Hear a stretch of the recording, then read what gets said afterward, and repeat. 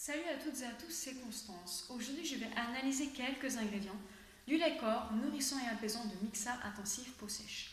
Pour commencer, il y a de l'eau. Elle est d'origine minérale. Elle permet de dissoudre d'autres substances. Le cyclopentasiloxane est d'origine synthétique. Il fait partie de la famille des silicones. C'est un silicone volatile que l'on appelle aussi le silicone D5. Il ne va pas s'accumuler sur la peau et sur les cheveux, mais néanmoins, il est surveillé de près depuis plusieurs années car il serait suspecté d'être un perturbateur endocrinien et que son rejet dans la nature reste très préoccupant. Il est interdit en bio. Après le 31 janvier 2020, il ne doit pas être mis sur le marché dans les produits cosmétiques à rincer dans une concentration égale ou supérieure à 0,1% en poids de chaque substance. Il présente 4 fonctions. C'est un émollient, il va adoucir et assouplir la peau. Conditionnaire capillaire, il va rendre les cheveux faciles à coiffer, souple, doux et brillant. Agent d'entretien de la peau, il va permettre de la maintenir en bon état et soulevant, il va permettre de dissoudre d'autres substances. Le cyclopentasiloxane est présent dans les crèmes, fonds de teint, bases de teint, huiles capillaires. À partir de l'année prochaine, plusieurs silicones seront définitivement supprimés des produits à rincer, car ils sont polluants pour l'environnement et donc pas biodégradables. Ils servent juste à apporter de la douceur au produit, mais sur la peau et sur les cheveux, c'est carrément l'effet occlusif. L'alcool cétylique peut être d'origine végétale ou synthétique. Il est classé dans les alcools gras. L'alcool cétylique est un alcool gras qui permet de donner de la consistance aux produits cosmétiques. C'est aussi un très bon émollient. Il va adoucir, assouplir et protéger la peau. Dans les produits capillaires, il va faciliter le démêlage. Il est adapté pour les peaux sèches et autorisé en bio et peut être produit à partir de l'huile de coco. Il présente cette fonction, c'est un émollient, il va adoucir et assouplir la peau. Agent émulsifiant, il va favoriser la formation de mélange entre des liquides non miscibles et en modifiant la tension interfaciale. Stabilisateur d'émulsion, il va favoriser le processus d'émulsification et améliorer la stabilité et la durée de conservation de l'émulsion. Synergiste de mousse, il va améliorer la qualité de la mousse produite en augmentant une ou plusieurs des propriétés suivantes: volume, texture, stabilité. Agent masquant, il va réduire ou inhiber l'odeur de base du produit.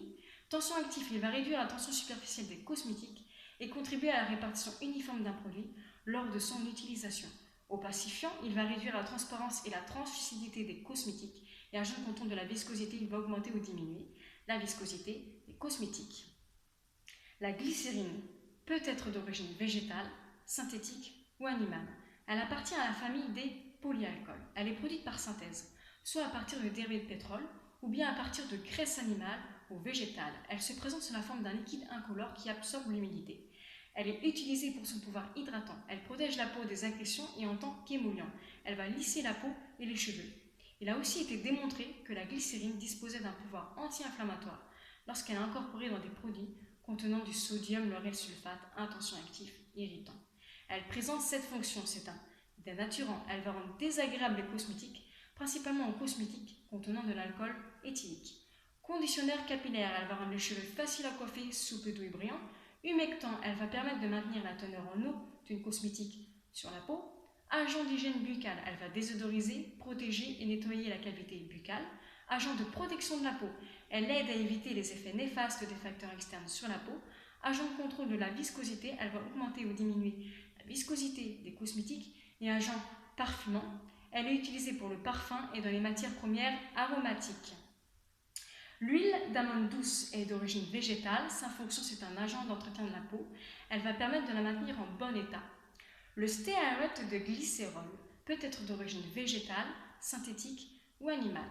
Il est classé dans les tensions actifs non ioniques. Il est utilisé en tant qu'émulsifiant et émollient dans les produits cosmétiques. Il est également très employé dans les soins capillaires et hydratants. Pour ses propriétés antistatiques, c'est un dérivé de l'huile de palme, il est autorisé en bio. Il présente 2 fonctions. C'est un agent émulsifiant, il va favoriser la formation de mélange entre des liquides non miscibles et en modifiant la tension interfaciale. Émollient, il va adoucir et assouplir la peau. Il peut aussi entrer dans la composition des parfums. Le stéarate de glycérol est présent dans les crèmes mains, lait pour le corps, mascara, crème visage nu.